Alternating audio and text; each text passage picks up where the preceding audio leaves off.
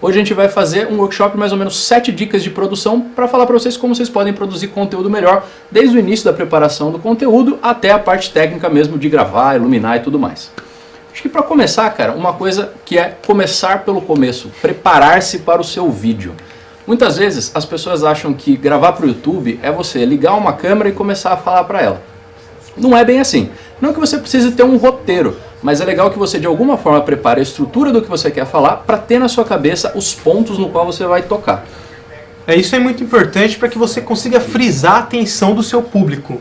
A não ser que você não queira que a pessoa fique no seu vídeo até o final. Mas se o seu intuito seja que a pessoa assista até o final, convença que ela tem que permanecer durante o vídeo todo. Você pode fazer isso criando um mistério e fazendo com que a pessoa espere até chegar aquele momento esperado. A coisa é a pegada do começo do vídeo. Os primeiros 15 segundos dos vídeos são cruciais para que o público fique ali no canal. Se você fizer um vídeo onde você começa já, por exemplo, com uma vinheta de 20 segundos, você já perdeu a atenção no público ali. Porque o público ligou no seu vídeo, ele abriu aquilo ali, ele quer saber sobre o que você vai falar, para onde você vai e por que ele deve continuar vendo aquele vídeo. Eu acho que uma coisa que é legal para você pensar é que ao produzir o seu conteúdo, independente do tipo de conteúdo que você for fazer, pode ser uma receita, pode ser um vlog, pode ser uma história, o legal é você pensar que tudo tem que ter um começo, um meio e um fim. Muitas vezes quem vai produzir alguma coisa acha que, sei lá, é uma receita não tem uma narrativa. Tem sim, cara. Uma receita tem os ingredientes, o modo de preparo e o prato pronto no final. Então tudo que você for fazer precisa ter uma estrutura de roteiro, ainda que você não escreva no papel, mas pelo menos na sua cabeça. Uma outra coisa legal de você parar para pensar antes de começar a gravar é de preparar o seu material, o seu equipamento. Então verifique se sua bateria está bem carregada, porque é terrível você descobrir no meio do caminho que não tem mais bateria. Não tem mais bateria.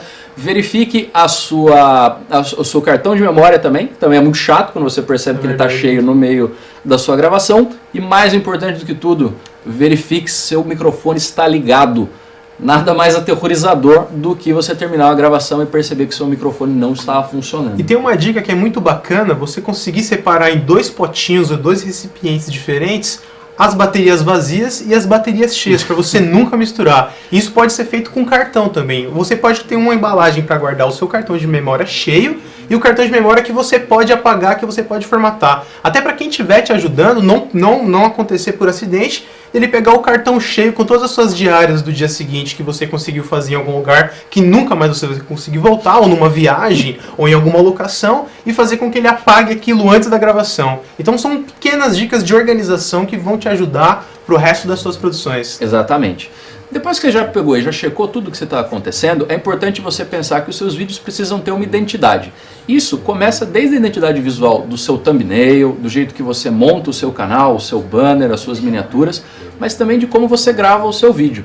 É importante que, quando você for gravar o seu vídeo, você tente montar um cenário bacana que faça sentido para o que você está falando. No caso aqui, a gente está num cenário que foi montado e que faz muito sentido para o que a gente está fazendo aqui. Na sua casa, você pode não ter uma produção tão grande assim, mas o seu próprio quarto pode ser um cenário maneiro.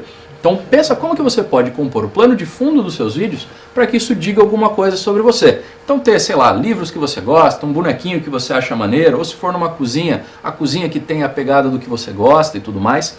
Então pensa como que, vendo o seu vídeo, vendo o seu canal, vendo as miniaturas do seu vídeo, você passa a mensagem de que aquele conteúdo é seu e que as pessoas possam identificar isso facilmente. É verdade. E é sempre bom você colocar uma identidade que as pessoas sempre lembrem de você pelo que você faz.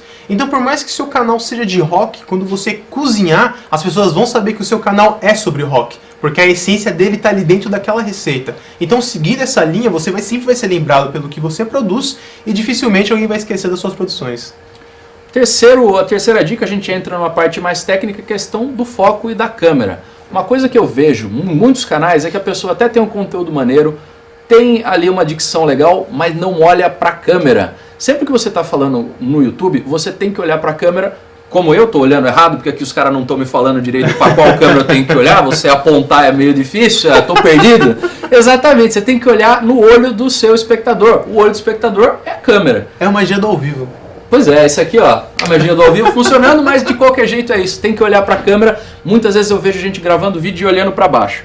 Cara, se você está cozinhando e olhando para baixo, putz, já está fazendo errado, cara. Olha para a câmera, fala para a câmera, depois você vai e olha para o que você está preparando. sempre olhe nos olhos do seu espectador, que são as íris da E câmera. você pode enganar depois na edição, porque o seu programa ele é gravado. Então não necessariamente você precisa ficar tão preocupado com o processo ali. Você pode enganar na edição. Você faz os planos detalhes de cada processo que a pessoa tem que prestar atenção e coloca a sua voz off em cima disso. Mas sempre que tiver na ação e você estiver em quadro, procura olhar para a câmera. Exatamente, cara. Acho que essa é uma dica bem maneira, porque muitas vezes as pessoas falam, putz, você precisa de 2 câmeras. Não necessariamente, cara. É só você planejar o fluxo do seu trabalho. Primeiro você faz os detalhes, depois você faz a gravação normal. E na edição você engambela ali, todo mundo vai achar que você tem 2, 3 câmeras tranquilamente. Ou como no cinema, que todo lado está sendo filmado e eles fazem com somente uma câmera, acredite se quiser. Pois é. E é legal a gente lembrar também da regra de terços.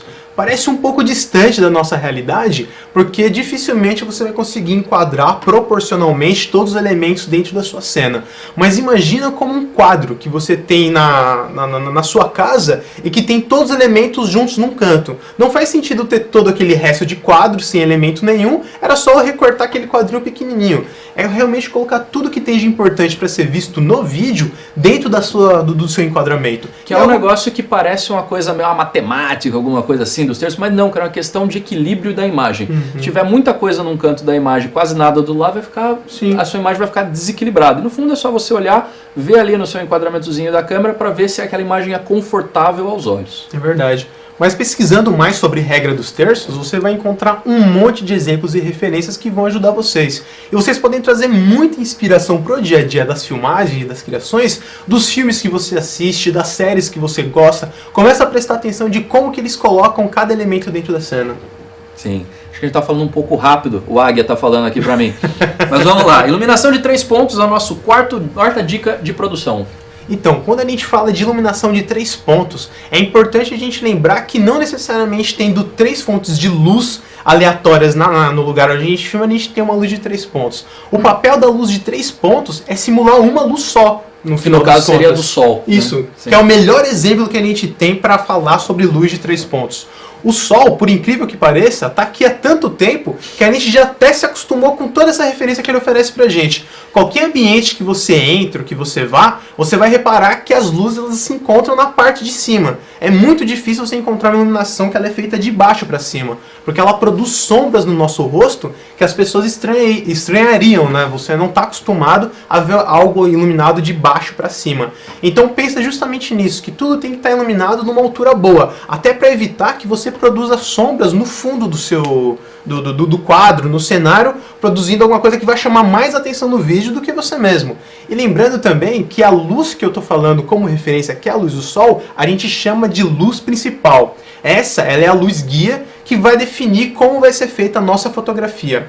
Depois que a gente escolheu qual que é a nossa luz principal, a gente vai ter que fazer uma outra luz que ela serve para mostrar tudo que essa primeira luz está escondendo, que é para mostrar sombras. Então é importante lembrar que essa segunda luz, que é a luz de compensação, ela não vem para competir com a luz principal. Ela só existe para poder compensar literalmente. Ela tem que mostrar tudo o que acontece na parte que é produzida uma sombra por causa da luz principal. Parece um pouco complicado, parece um pouco difícil, mas quando você começa a experimentar isso na sua casa, você vai sentindo a diferença de quando você fazia somente com a luz de cima ligada. Então pense que você pode colocar essa luz, e a luz principal, que é a luz de compensação, ela precisa ser mais fraca ou difusa. O que é uma luz difusa? Uma luz que não produz uma sombra tão dura. A luz principal, ela costuma produzir realmente essa sombra, que a luz de compensação tem o papel de mostrar. Então, como que você pode fazer essa luz ficar mais difusa ou mais fraca? Você pode usar rebatedores,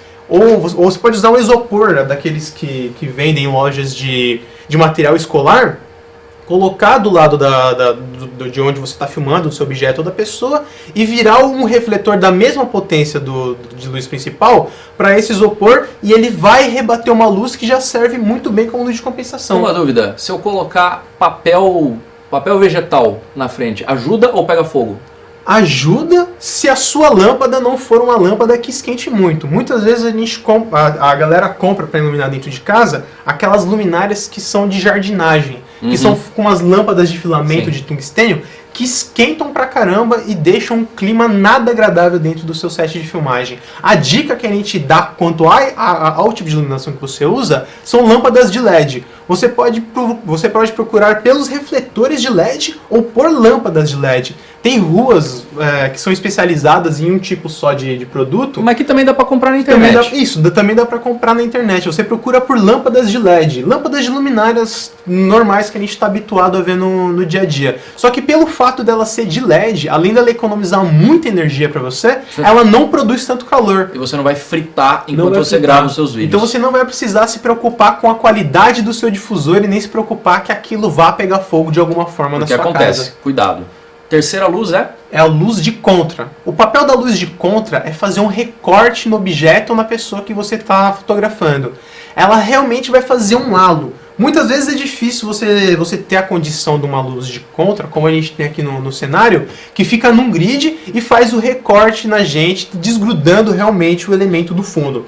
Na sua casa, você pode deixar essa luz o mais lateral possível e essa luz ela precisa ser mais fraca, que é a luz principal e a luz de compensação, que é justamente para você não criar mais um elemento de luz que combata com a sua luz principal. Cara, escutando isso, realmente parece complicado. Pensando que na minha casa eu vou ter uma luz que eu acendo de cima. Isso. Quantos refletores eu precisaria comprar para criar uma iluminação de 3 pontos básica? Bom, a básica seriam 3. Né, para fazer uma luz de 3 pontos. Mas você pode começar a usar como, no princípio, se você tem alguma janela na sua casa que bate a luz do sol, você pode começar a fazer experiência de como funciona o contraluz filmando contra essa luz do sol. Só que o único empecilho que você vai ter é que você pode ter muita alteração do clima, uma nuvem pode entrar na frente do sol, já zoou tudo. Então você pode começar a experimentar com lâmpadas mais baratas. Você pode comprar uma lâmpada de tungstênio mesmo e deixar ela escondida em algum elemento no fundo, que não fique de frente com a câmera, porque senão ela vai causar um efeito chamado flare, que ela é uma aberração que dá nas lentes. E mais do que tudo, efeito. Se a luz atrás for forte, você vai ficar silhuetado, aparecendo com o brilhão atrás. E isso vai tirar a atenção de quem está assistindo. A não ser que a proposta seja essa, se seja um elemento fotográfico que seja de referência. Muitas vezes a gente vê uma galera gravando na frente da janela. Isso zoa toda a imagem, galera. Aí não funciona. Verdade, porque justamente vai acontecer isso. Quando o clima mudar, a sua fotografia muda junto. Sim.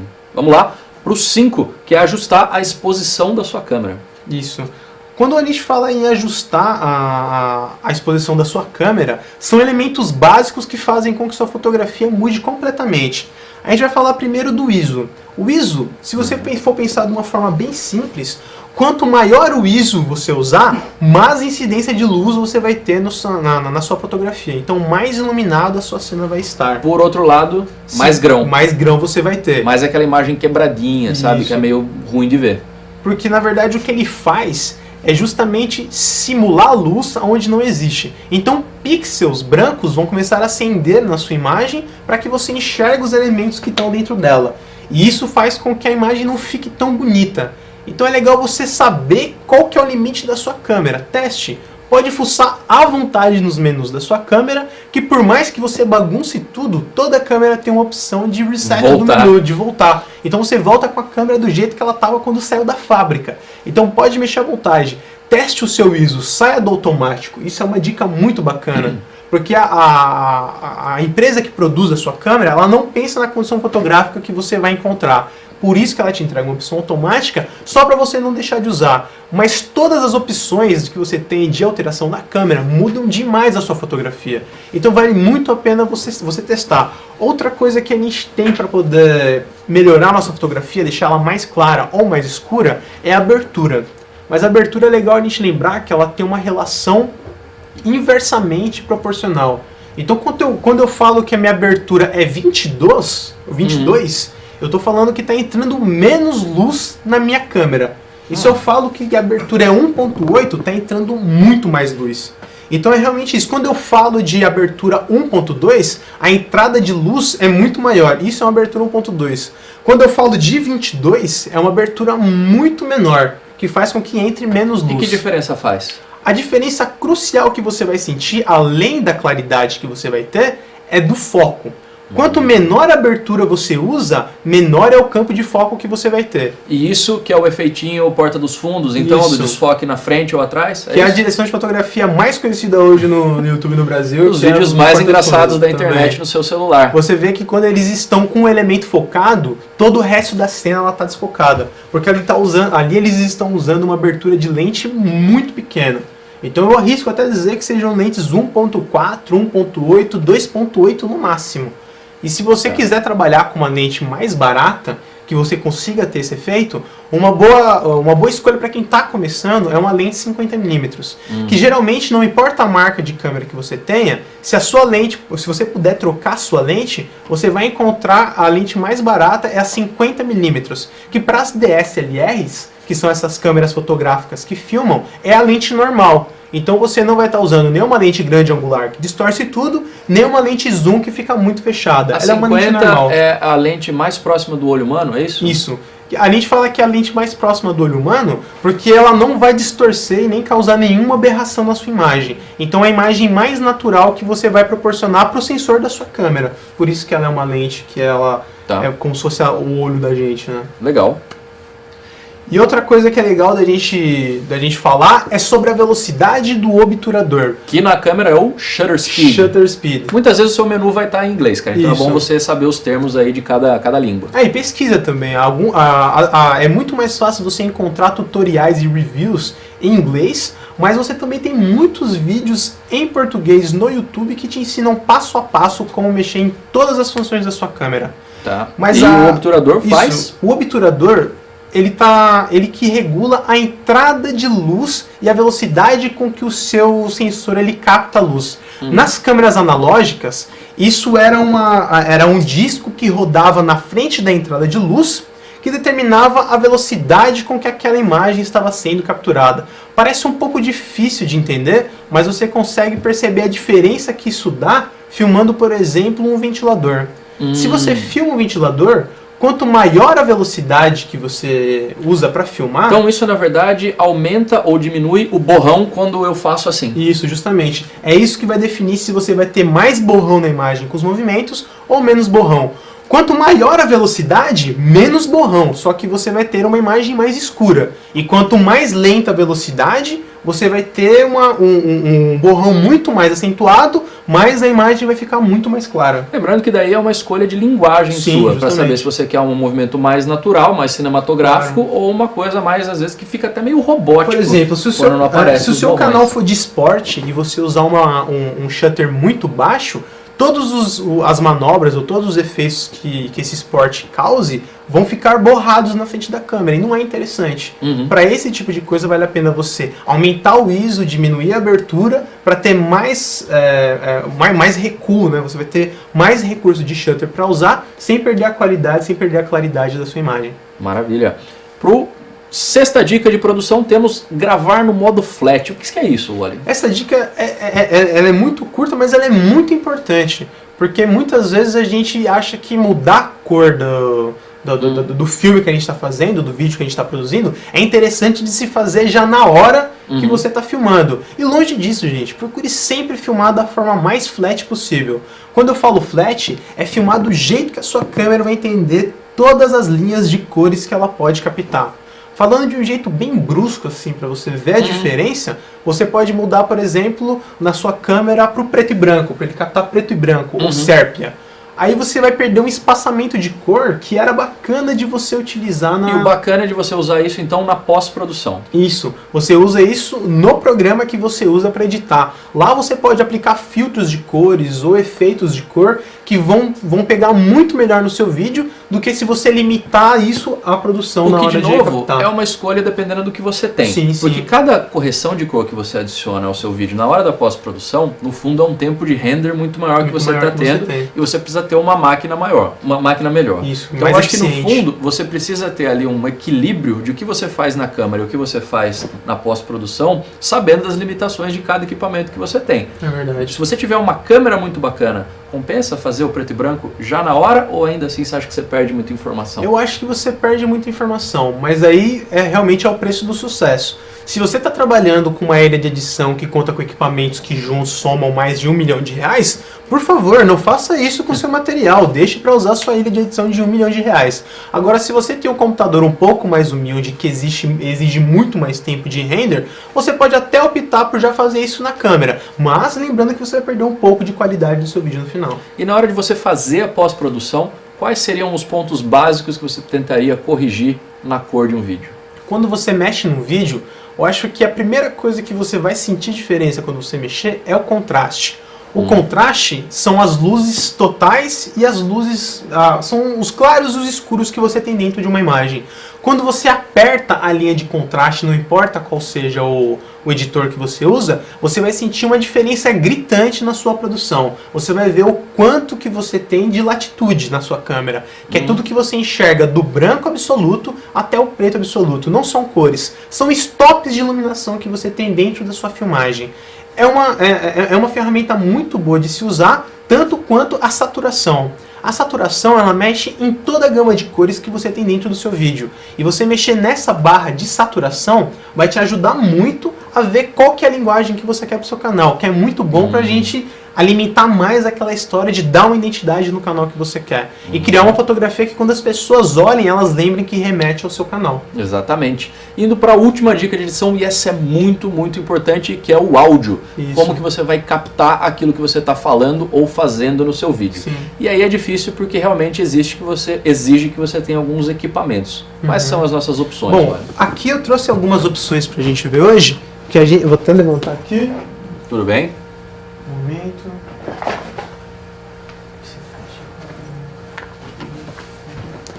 Vamos começar pelo microfone de lapela. Vou colocar aqui na mesa. Lapela é a opção mais cara, mas que seria a ideal, vamos dizer, se você for captar o seu áudio fora, numa área externa ou num lugar barulhento. Sim. Que ele consiste com... Acho que vou mostrar pra essa câmera aqui que tá mais fácil. No detalhe. No detalhe, Vai lá, corta aqui. para 2. Bota exclusivo, que foi difícil fazer. Então, esse daqui ele é o microfonezinho de lapela e você tem que... E você usa ele geralmente aqui, né? Embaixo do pescoço ou por dentro da roupa que a pessoa estiver usando. E você, se estiver fazendo uma ficção que você não quer que as pessoas percebam que você está usando esse tipo de microfone, você pode enrolar uma fita crepe mesmo em volta dele, deixando uma sobra da parte que cola e voltar enrolando de novo pro outro lado. Ele vai ficar então a parte que cola pra frente e a parte que cola pra trás. Mas se você for fazer um vlog, você pode Sim, botar não tem na problema roupa nenhum, e você pode botar tranquilo. na sua roupa e assumir.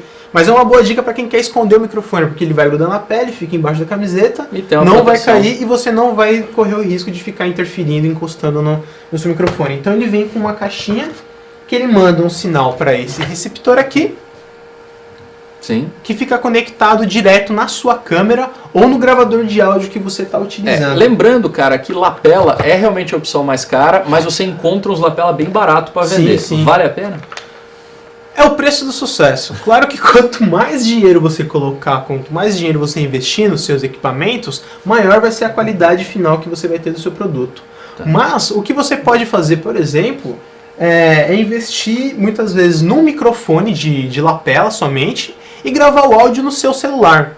Existem muitos aplicativos que são voices recorders, treinar meu inglês um pouquinho, que você pode utilizar para gravar o seu áudio. E ele tem uma eficiência que realmente é impressionante. A gente vai mostrar aqui outras opções de microfone também, mas essa dica ela é muito bacana para quem não tem grana ainda para comprar o... Pois é, digamos que eu ainda não tenho uma grana para Você comprar tá um lapela. começando, isso. O que eu poderia usar? Se você não tem grana para comprar um lapela, se você não tem grana ainda para comprar um gravador, comece utilizando o seu celular como meio de gravar o seu áudio. O seu celular ele pode ficar dentro da cena em algum lugar estratégico, escondido, mas que o microfone fique voltado para você. Você vai sentir que a diferença do áudio da câmera vai ser brutal. Porque o que acontece com aquelas câmeras que são fotográficas elas fotografam e filmam, acontece que elas têm uma grande qualidade de entrega de imagem, mas poucas delas se preocupam com a qualidade do ela áudio. não foi que elas pensada entregam. para isso, Ela na não foi criada verdade. para isso. O áudio da câmera, em geral, é só um áudio de referência. Sim. Você não deveria usar aquilo lá realmente para os seus vídeos. No cinema mesmo, você não tem a captação do áudio junto com a câmera. São equipes diferentes, distintas, e é aí que entra o papel da claquete. A claquete tem muita gente que nem sabe para que serve, acha que é só um charmezinho que tem dentro da produção, mas ela é de extrema importância para você conseguir sincar o áudio com o vídeo. E se você não tem a claquete, você pode usar... A famosa palma. A famosa palma. Alguém da sua equipe pode ir na frente da câmera e bater palma junto com o áudio. Isso vai fazer com que na hora de editar, a pessoa que receba o arquivo, ela só junte o arquivo da imagem que está batendo com o pico da palma. A partir disso, você vai ter o seu áudio sincado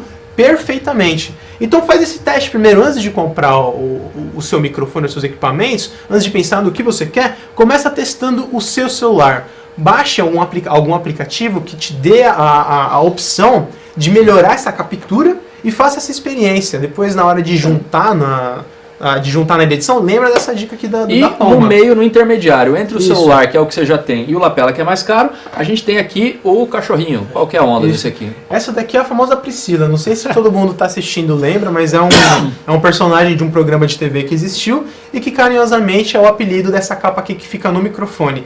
Que ela serve para amenizar o efeito que o vento faz quando bate no microfone. E evitar aquele... Porque quando a gente abre o microfone, ele tem essas entradinhas de áudio aqui, a gente consegue pegar um detalhe? Tem essas entradinhas aqui de áudio, que quando o vento bate, causa uma interferência no áudio que você está captando. Esse modelo aqui, ele tem até a opção de você modular, que são os dBs. Você consegue controlar o volume de entrada do seu áudio na câmera. Então, por exemplo, esse tipo de modelo, ele me dá a opção de colocar mais de um microfone. Ele tem duas entradas. Então eu posso usar um microfone direcional e mais pra frente, quando eu conseguir juntar uma grana, eu consigo colocar o meu microfone de lapela dentro do mesmo aparelho que já joga direto pro meu gravador de áudio ou pra minha câmera. Você já tem aí meio que o caminho das pedras para fazer o negócio funcionar. Começa com o celular, ganhou uma graninha a mais, vai para uma Priscila, ganhou uma graninha a mais, compra o lapela e dá para usar ao mesmo tempo junto. Isso, ainda, dá pra usar ao mesmo tempo junto. Combinado com o outro. E o que dá para você usar também, que no caso é a opção que a gente está usando aqui hoje nesse dia de filmagem, nesse ao vivo que todos acompanham, que é o microfone boom, que é esse microfone aqui. Esse daqui, ele é o mais potente, o mais poderoso, o mais parrudo, a estrela da nossa produção audiovisual. E Esse é melhor do que o Priscila, cara? Então, na verdade, você tem um acessório do Priscila para ele também. O Priscila, na verdade, ele é um acessório que pode ir em qualquer microfone para evitar a interferência do vento. Entendi. No caso, como a gente está num ambiente controlado, a gente está usando só uma espuminha. A gente está usando só uma espuminha que é para amenizar a interferência que você tenha de outros barulhos dentro do set. Mas que uma coisa que é legal de você fazer, às vezes se você tiver grana para comprar um microfone só, na hora de posicionar esse microfone, não deixe o microfone, por exemplo, virado só para mim. A gente pode mostrar aqui na geral, só para o pessoal entender. Opa, estamos aqui na geral. Aê. Então, ó, se o microfone ele estiver virado para mim e a gente estiver gravando, a voz do Otávio vai chegar muito mais fraca no microfone e a minha vai chegar com muito mais qualidade. Porque esse é um microfone direcional. Direcional. Mas ele é direcional mesmo. Para onde você apontar ele, ele vai pegar o áudio com maior qualidade. Então lembra disso. Se você estiver gravando com um microfone somente, esse daqui, procura deixar ele no meio, entre as duas pessoas que estão conversando, que estão falando. Porque eu vou perder um pouquinho de qualidade de áudio, mas ele vai perder uma qualidade de áudio igual. E você não vai sentir a diferença. A gente poderia usar um microfone omnidirecional que Isso. pega tudo ao mesmo tempo. Tudo ao redor. Por outro lado, aí ele vai pegar coisas que estão acontecendo atrás, do lado e tudo mais. Então, Inclusive o cachorro do seu vizinho que está latindo, o caminhão que passou na lombada e subiu toda a carga, o avião que passou, o helicóptero, se você estiver em São Paulo, tem helicóptero. Pois é, momento. então é uma questão de você escolher qual vai Isso. ser o seu tipo de conteúdo e como você vai ter que lidar com ele. Então, necessariamente, o equipamento melhor para você depende do tipo de conteúdo que você produz, não necessariamente do dinheiro que você tem. Né? Isso aí. Acho que essas são as 7 dicas que a gente tinha. Agora a gente vai abrir para perguntas dos amigos internautas. É isso, Águia? É isso mesmo. Alex está aqui operando os nossos comentários. Bom, o canal Vai Vendo fez uma pergunta. É necessário ter um cenário? Eu gravo em uma parede toda branca. Tem algum problema? Cara, problema não tem nenhum. Mas para pensar, o que a parede branca diz sobre você e o seu canal? Dependendo do conteúdo que você faz, pode até fazer sentido. Mas pensa, por exemplo, no canal do Felipe Neto. Ele tinha uma parede branca, mas ele colou um monte de adesivo, colocou um monte de placa ali e criou a identidade dele. Então, assim, ruim não é. Mas pensa se isso ajuda de alguma forma ou não o seu conteúdo. Se não ajudar, é melhor você dar um colorido, dar um toque ali que tenha mais a tua cara. Ou pensa até num logo pro seu canal e coloca esse logo no fundo de alguma forma. Ou você pode aplicar, ou você pode mandar fazer um pôster ou um banner e começar até a vender isso como uma marca sua. As pessoas vão começar a querer ter essa marca, querer ter a identidade que você tem no quarto delas, na sala, na casa, na vida. Exatamente. Segunda pergunta, Águia. O Aquário de Vidro pergunta qual que é o melhor enquadramento para vlogs. Interessante, né, cara? Porque eu tendo a pensar que é o frontal. Por outro lado, eu tenho visto vlogs mais que o cara fica no cantinho e esse eu tenho gostado mais. O que você acha? Então, eu acho que você pode explorar também. Pensar que só um tipo de plano é o melhor é se limitar demais, cara. Procura testar, ver como é que o seu público reage com os planos que você está experimentando. E lembrando que o foco é você. Então você pode brincar com isso, você pode sempre usar planos de fundo diferentes, porque você é um vlog, você é um vlogger, você não está preso a um só lugar. Você é livre para gravar em qualquer lugar. Isso faz com que cada episódio seja especial pelo lugar que está sendo gravado. Você não se limita só no lugar onde você está. E o plano vai ser o que for melhor para mostrar o lugar onde você está. Pode ser um plano médio, pode ser um close, tudo depende da entonação e da emoção que você quer colocar dentro do seu vídeo. Eu acho isso muito legal mesmo, porque eu acho que assim, vlog, como a gente conhecia antigamente, que é só o cara olhando para a câmera, eu acho que acontecia mais por uma limitação do equipamento que a galera tinha na época, do que por linguagem. Então acho que hoje você não tem muita desculpa não para não realmente inventar, testar coisas novas e fazer uma coisa que seja mais dinâmica e mais interessante. E muitas vezes não é preciso reinventar a roda, a técnica já existe. Se você olhar os filmes que você assiste, você vai começar a reparar que todo plano tem um papel e ele tem uma importância para o filme para mostrar a dramaticidade que aquela cena tem. Então, por exemplo, quando você usa um close, aquele super close, super fechado, é para mostrar que tem tensão na cena, que algo importante está por vir, ou que você quer mostrar muito o sentimento que aquela pessoa está tendo ali naquele momento, o sentimento que ela está com aquela situação. Isso é importante pra caramba na hora de você pensar qual é a mensagem que você quer passar. Uma direção teatral pro seu vlog aí, boa sorte. Verdade. O canal Um Louco Legal pergunta o que é mais importante, qualidade de gravação ou conteúdo? Cara, realmente não tem uma coisa que é mais importante do que a outra. Os dois têm que andar junto, cara. Se você tiver um canal muito bem produzido, mas seu conteúdo for tosco, não vai segurar. Por outro lado, se você tiver um conteúdo muito legal e não tiver uma boa qualidade de produção, também não para de pé. Eu acho que hoje o YouTube é um espaço onde, de fato, ainda tem espaço para uma produção mais caseira ali, que você está iniciando, mas onde já a barra de qualidade é muito alta. Sim. Hoje, se você for parar para pensar, mesmo quem faz um vlog bem simplesinho, já tem uma qualidade de imagem maneira, já tem uma qualidade de som bacana, já pensa no layout, no design ali do que ele está falando. Então, de um jeito ou de outro, cara, você não pode depender só de um ponto ou do outro. Sim, o negócio é fazer os dois ao mesmo tempo. E às vezes é legal você pecar pelo excesso, porque imagina que você tem um conteúdo revolucionário que ninguém nunca pensou antes na história desse país, só que você não consegue comunicar porque você não consegue entregar um áudio bacana para o consumidor final. Ele vai ficar frustrado nos 15 primeiros segundos e você já tropeçou na primeira regra. E cara, acho que isso é muito louco. Acho que você mesmo já viu várias vezes. Você entra num canal, vê um banner bonito, vê uns thumbnails bacanas, mas daí você entra no vídeo e o som é ruim, ou a imagem não tem uma iluminação bacana, a imagem é ruim, e você fala, pô, sei lá, cara, já começou bem, mas daí eu vi aqui e não é bacana, né? Então, sim, acho que a consistência em tudo que você está fazendo é o que vai fazer o canal ir para frente ou não. E se você sentir que você tem uma qualidade técnica que não é tão bacana, não use isso como uma desculpa, cara, porque assim, tudo que você não tem dinheiro para fazer, dá pra você de uma forma ou de outra dar uma ajeitada e conseguir um tripé bacana, um improvisado, produzindo ali com uma iluminação que você vai comprar mesmo uma lâmpada que não é a profissional, mas que você já começa a tentar pensar nos conceitos de 3 pontos de iluminação. tudo tem solução. Mesmo que você tenha pouquinho dinheiro, dá para você dar um tapa e deixar um negócio bacana. Que é o famoso cinema de guerrilha. Procura na internet, tem um monte de dica desse tipo de cinema, que são justamente dicas de produção de baixo custo, para você melhorar a qualidade da sua produção sem ter que investir um mundo de dinheiro. Porque audiovisual é isso, cara. Dá para você gastar uma baita grana e fazer um negócio maneiro, mas não precisa necessariamente para ter um conteúdo de qualidade. O Johnny Gorilla pergunta: chroma key com qualidade média ou cenário fixo? Cara, depende se você conseguir, de alguma forma, assumir essa qualidade média do seu chroma key para o seu conteúdo.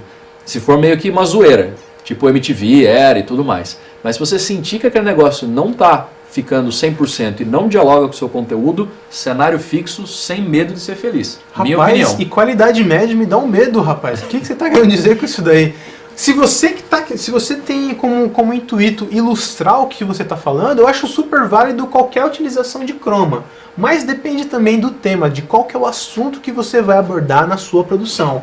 Então, por mais que seja uma qualidade média, mas se for realmente agregar algo bacana ao seu canal, utilize seu chroma de qualidade média e o seu cenário fixo, usa os dois. E mais do que tudo, seu chroma de qualidade média, provavelmente é que você não está iluminando ele direito. Isso. Então é muito fácil você parar e estudar um pouquinho melhor a iluminação, que o seu chroma vai ficar de qualidade boa e aí você tem a opção que você quiser. E realmente, essa dica ela é bacana. Chroma key é muito mais a pré do que a pós. Você consegue arrumar, alinhar muito mais coisa na hora de captar o seu chroma do que na hora de você levar para um editor e ter que resgatar algo que não foi captado de uma forma bacana. Temos mais perguntas? Temos mais. O Leg Trânsito Ronaldo Cardoso, seu nome só, pergunta sobre captação de áudio. Existe um problema muito comum para quem grava em casa, que é a reverberação. Quais as melhores técnicas para inibir esse efeito indesejável? Reverberação é um nome chique para eco, é isso? Isso. Mas olha, parabéns, que vocabulário, hein, rapaz? E é uma ótima pergunta, muito bem lembrado esse ponto. Porque quando você fala de reverberação, o principal exemplo que a gente tem é o banheiro da nossa casa. Quanto menos elemento você tem no banheiro da sua casa, mais eco é produzido ali dentro. E isso acontece porque a maioria dos banheiros eles são acabados e feitos com azulejo. E o azulejo, ele reflete muito som. Parece estranho falar isso, o som não reflete, o som não é luz, o som não é imagem. Mas o som ele realmente é o processo do eco. Ele bate no azulejo e volta com o que a gente conhece como eco. Caramba, então na verdade é por causa do acabamento, é por causa do azulejo. Isso, que o banheiro... azulejo ele reverbera demais. Muitos canais de culinária têm esse problema porque muitas cozinhas também são feitas com azulejo. E isso faz com que o áudio se replique. Uma forma de você combater esse tipo de efeito na sua produção é trazendo elementos para o lugar onde você vai filmar. Às vezes você não precisa investir numa manta acústica, que é um pano enorme que dá uma abafada Você no pode som. ter só uma cortina. Você pode ter a cortina, você pode trazer o seu cobertor, o edredom e tentar de alguma forma colocar ele atrás da sua produção. Que isso já vai ajudar a combater a reverberação e muito. Às vezes só de você gravar e trazer um sofá ou duas cadeiras e esticar um cobertor em cima, já vai dar uma amenizada nessa reverberação que Porque você esse tem. é um negócio, essa sensação do eco é quando você, sei lá, chega num apartamento Que tá vazio. E que tá vazio, que não tem móveis. E você começa a colocar coisas ali dentro e essa sensação vai sumindo. Então, é a mesma coisa com a sua produção. Eu acho que é isso, cara. Provavelmente você que tem muito eco na sua gravação, talvez você more numa casa muito grande. Parabéns ou pela sem sua, móveis. Parabéns pela sua enorme Parabéns casa. pela sua casa, é só colocar uns móveis aí, cara. Ou convidar um monte de amigos que consiga ficar quietinho durante a produção do seu vídeo. Olha que alegria. O Clóvis Júnior pergunta de novo sobre áudio. Ele está começando um canal no momento e filmando numa sala do apartamento. Vai ter uma mesa e nela vão ter 3 pessoas sentadas conversando sobre o assunto. Ele está preocupado com o som. Ele deu uma pergunta sobre uma marca, mas o que vocês recomendam para esse tipo de vlog? Cara, eu recomendo que vocês aprendam a falar sem ser um em cima do outro. Isso já vai ajudar você pra caramba. Regra de rádio. Quando você escuta um programa de rádio, as pessoas não falam ao mesmo tempo. Geralmente as pessoas falam uma de cada vez. Além disso, ser muito educado ajuda na produção do seu vídeo, cara. Sim, e assim, fora a parte da educação, o que dá pra fazer? você pode colocar um celular no meio dessa mesa. Você curte celular, eu percebi. Não é que eu gosto do meu celular, não quero perder o meu. Eu não tô falando isso. Mas para você que está começando o canal e é um primeiro investimento, antes de você comprar o seu microfone de $500 mil e colocar ele no meio da sua cena, que vai colocar muita identidade no seu canal, vai mostrar que você é um cara poderoso, você pode começar pelo básico, que é colocando um celular, que você vai ter uma captação do áudio, e muitas vezes não é nenhum problema assumir, já que é uma mesa e o intuito, o centro final é o debate, e não os celulares que estão em cima da mesa. Sim. Uma pergunta mais agora conceitual. O Matt Croy pergunta, você acha que se eu gravar algo inovador, eu vou fazer mais sucesso do que fizer vídeo de Minecraft? Cara, acho sim, mas principalmente acho que essa pergunta é invertida. Você está gravando o seu conteúdo para fazer sucesso ou porque você vai fazer um negócio maneiro? Isso aí. Né? Se você não curte Minecraft, para que você vai fazer um vídeo que vai fazer sucesso e que vai te forçar a fazer vídeos sobre coisas que você não quer? Então acho que era hora de você parar para pensar. Enquanto você vai produzir conteúdo para o YouTube, pensa realmente no que você gostaria de fazer no longo prazo. Não é nem essa coisa assim de, faça o que você ama. Porque você pode amar várias coisas, cara. Mas faça um conteúdo que vai te dar vontade de continuar produzindo aquilo por um bom tempo. Às vezes você pode gostar de Minecraft. Boa sorte, cara. Mas daí boa sorte em fazer com que o seu conteúdo se destaque no meio dos que já existem. Dos já milhões de conteúdo de Minecraft que rola. Se você conseguir, maneiro, legal. Parabéns. Mas é muito mais provável que você tenha algum outro talento, alguma outra paixão na sua vida que alguém ainda não está explorando ali direito. E eu acho que dentro disso entra até uma dica do meu avô, que ele dizia que se você fizer algo que você gosta, você nunca vai trabalhar na sua vida. Então as pessoas realmente sentem se você está fazendo aquilo ali por obrigação ou se você gosta daquilo que você faz. Se você entregar um material que ele é autêntico, que você faz e você gosta, as pessoas vão reagir de uma forma melhor do que se você fizer só um material de Minecraft, que você está só dando um tiro em algo que já deu certo, tentando ganhar dinheiro e que não vai ter a mesma autenticidade de quem faz isso por amor. Por outro lado, lembre-se que apesar dessa história de que você gosta do que você faz, você não vai trabalhar nenhum dia da sua vida, não. Pense que o seu conteúdo também é seu trabalho. Sim. E leve isso com responsabilidade e disciplina. Você precisa fazer aquilo sempre com consistência e entregar uma boa qualidade. Por isso mesmo, faz um negócio que você acha maneiro e daí você vai se esforçar, mas você vai estar gostando no meio do caminho. Está chegando nas últimas agora. A Camila Oliveira, do Salto de Paetê, pergunta de novo sobre iluminação agora. Legal. Ela costuma gravar na frente para a janela com a iluminação natural, que oscila demais. Tem alguma dica para complementar essa luz? Bom, para você complementar a luz do sol é um pouco difícil, porque a gente não tem controle sobre as mudanças que podem ocorrer durante o dia. Então a dica que eu dou é aos poucos ir incrementando com outros pontos de luz que não seja a sua janela. Claro que isso pode até parecer difícil no começo, mas você pode produzir os seus refletores em casa também. Existem também diversos vídeos no YouTube que mostram como fazer luminárias caseiras ou refletores caseiros. Procurando esses vídeos, além de você economizar dinheiro, você vai começar a colocar uma identidade no seu canal diferente e que não depende do clima ou da posição que o sol está no dia. Por outro lado, será que dá para você ir defendendo com as configurações da câmera ou ainda assim isso vai ter uma variação muito grande? Tipo, um dia está mais claro, outro dia está mais escuro e você tenta ir nos ajustes.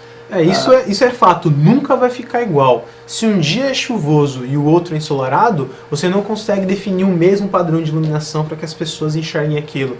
Tem alguns noticiários ou programas que usam como fundo a luz natural do dia e eles não têm um tipo só de iluminação. Eles têm uma iluminação preparada para cada condição de tempo. Então muitas vezes tem 8 iluminações pré-setadas, tem 5 iluminações pré-setadas. Que trampo, mano. É um baita trampo. Então você escolher a janela como um apoio para sua iluminação, às vezes é mais algo para dificultar a sua produção do que para facilitar.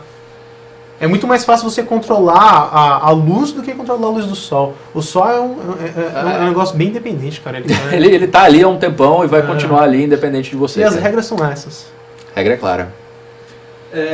Um louco legal continua mandando perguntas. Legal. Qual a melhor dica para criar um roteiro? Cara, eu acho que a melhor dica para criar um roteiro, e não sei se eu entendi a sua pergunta bem, porque assim, sei lá, qual é a melhor dica para criar um roteiro de comédia? Sei lá, mas a melhor dica para você pensar numa estrutura para o seu vídeo é você pensar todas as informações que você precisa passar e como que você pode, ponto a ponto, explicar tudo o que você precisa. Muitas vezes, quando você começa a falar de alguma coisa sem ter um roteiro, ou pelo menos internalizado o que você vai falar, você acaba indo para um ponto, volta para o outro, vai para frente e você cria um rocambole de ideias ali que não funcionam. Você tendo minimamente anotado, ou na sua cabeça, os pontos que você precisa tocar, isso garante que você tenha uma linearidade no seu raciocínio e a entrega do seu vídeo fica mais consistente. Mais uma vez eu vou apelar para a internet, mas você tem muitas dicas de como criar um roteiro lá. Mas uma coisa que é importante você lembrar e que acontece em todas as produções, não importam quais, teatro, filme, televisão, é você criar um roteiro pensando nos tempos que acontecem dentro da história. Então, vamos pegar um exemplo de um filme qualquer. Ele tem 3 pontos importantes na construção do roteiro dele. A primeira parte é a de apresentação, onde você coloca a par o seu espectador do conteúdo e de qual assunto é aquele filme ou aquele vídeo, o que vai ser apresentado. Aí você vai ter o primeiro ponto de virada, que é o momento onde a história começa a fazer sentido para aquela coisa que você apresentou. Então, um exemplo bem bobinho, a gente mostra a vida da princesa e do príncipe, e o ponto de virada 1 é quando a princesa é raptada. A partir daí, a história que vai ser contada é da batalha que o príncipe vai ter para reencontrar a princesa, para salvar ela. Durante o filme, você vai ter o decorrer de todos os elementos que você quer apresentar para a pessoa. Mas em um determinado momento, você vai ter o ponto de virada 2, que é o momento em que remete àquele primeiro ponto de virada, que é o porquê você está assistindo aquele filme. Que geralmente é quando o príncipe chegou no castelo onde finalmente a princesa vai ser encontrada ou não. Esse momento determina a volta para a sua história do que ela realmente fazia, qual que era a intenção sua na hora de contar aquilo. O ponto de virada 2, ele vai começar a apresentar elementos que vão fazer com que sua história chegue ao ápice, que é o momento onde ele vai encontrar aquele vilão ou o cara que está prendendo a princesa. E é ali que a história vai se determinar se ele vai ter sucesso ou não. Depois do ápice, você vai ter só a conclusão, que é aquele beijinho, foram felizes para sempre, e a subida dos créditos com o seu nome que escreveu o roteiro. Exatamente. E agora, subimos os créditos ou temos mais uma pergunta? Últimas 2. O ImporTube é um canal de unboxing e ele pergunta se existe uma temperatura de cor ideal para iluminar nossos vídeos. Cara, acho que depende da pegada do seu vídeo. Na verdade, depende muito mais da luz do vídeo.